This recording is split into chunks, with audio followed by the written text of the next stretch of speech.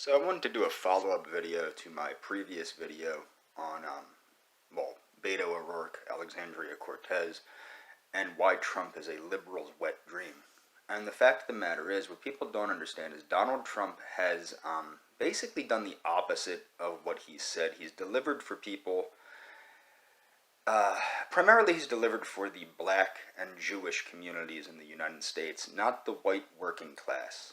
Okay, and certainly not the white nationalist working class that were really the bread and butter of his campaign in 2016. And this is why I really don't think he's going to win, because he did betray the people that elected him. And I think a lot of them understand that. I do think a lot of people are aware of this and are not going to support him again in 2016. However, we do need to work on understanding things a little bit more clearly. What happens is many people that are right-wingers, or like to call themselves right-wingers, or pretend that they're fascists, or pretend that they're National Socialists, etc., cannot wrap their head around why. Why do you need to support somebody like Tulsi Gabbard, who's A, not white, and B, not very far to the right? Well, the thing is, she's not far to the right, but she does embrace things that are similar to fascism, because she's a progressive, and fascism was a progressive doctrine. So a lot of it is very similar to the concepts embraced, not so much by Mussolini, but more so by Adolf Schicklgruber and Juan Perón in Argentina. It's a more progressive form of politics, okay? However, what we need to understand about Donald Trump is Donald Trump has not made little steps, okay? Donald Trump has talked about just taking people's guns away from them. He's talked about getting rid of, implementing red flag laws to lock people up and make them disappear. This is against conservatism. Ronald Reagan passed laws in the 80s to keep these things from happening, to keep people from being scooped up and disappeared.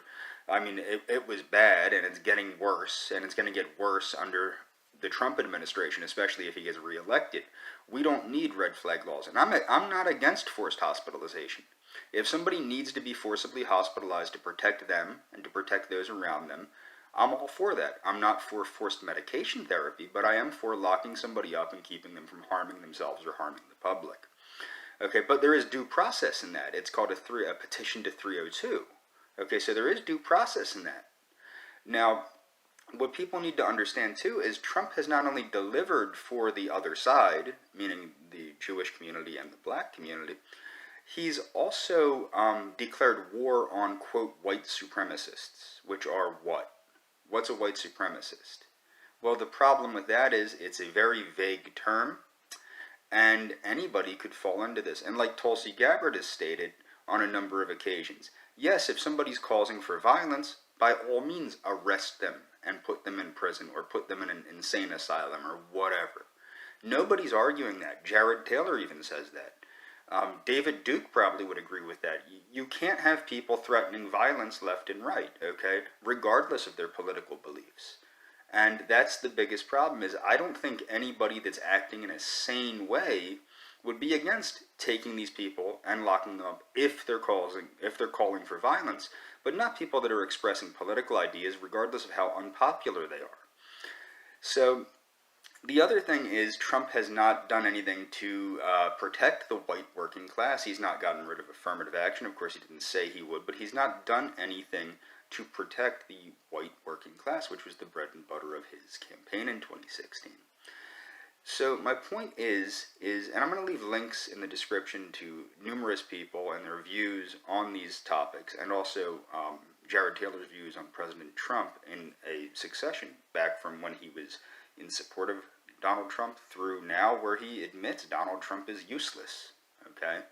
But this is why we need somebody like Tulsi Gabbard, who's a constitutionalist that is going to basically fight for our rights as American citizens, not just the First Amendment, but the Second Amendment too. And the other thing is, I made a video a while back about how gun control is republicanism, or not even republicanism, it's U.S. conservatism. It's not really third positionism, okay? I think that an amendment needs to be made to the Constitution to control who can get firearms. But the way the Constitution is worded makes it very difficult to pass legal gun control laws. A lot of the gun control laws that we have, I believe, are against the First Amendment. But I'm not against restricting access to guns to people that are, say, on disability, mental health disability. Okay, if you're receiving a check every month because you're crazy, you don't need a firearm. Okay, if you're smoking medical marijuana, you don't need a firearm. Okay, these are things that I believe. If you're diagnosed with alcoholism, I don't believe you need a firearm. Okay, these are things that I believe, you know, there needs to be implemented. If you're blind, my brother punched her in the face, and she was blind in her left eye, okay, and couldn't see out of her right one, okay. Now, she carried a gun up until she passed away, okay. So from her 30s all the way through the time, and her 20s all the way through her 60s, she had a firearm. Which was absolutely ridiculous because she couldn't see to shoot. It was even more ridiculous that she had a driver's license. But the fact that she had a firearm, okay, that was very, very idiotic. Okay, I think that if you are issued a gun license, you should have to show proficiency. But I also believe that there needs to be an amendment to the Constitution to allow for that. I do not believe that the wording of the Constitution allows for such things. And that's all for this video, and I really ardently support Tulsi Gabbard, and I think that other people really need to consider the fact that she's the only constitutionalist, and as a constitutionalist, the only true U.S. conservative, and the only true progressive running. So if you want laws that are going to help the working class, and that are going to help the middle class, you really should consider voting for Tulsi Gabbard, in my opinion.